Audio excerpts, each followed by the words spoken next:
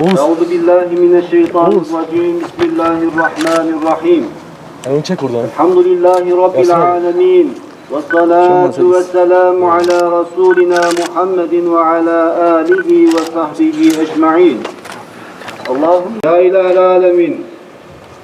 Şehidimizin mekanını cennet eyle. Şeyh bırak!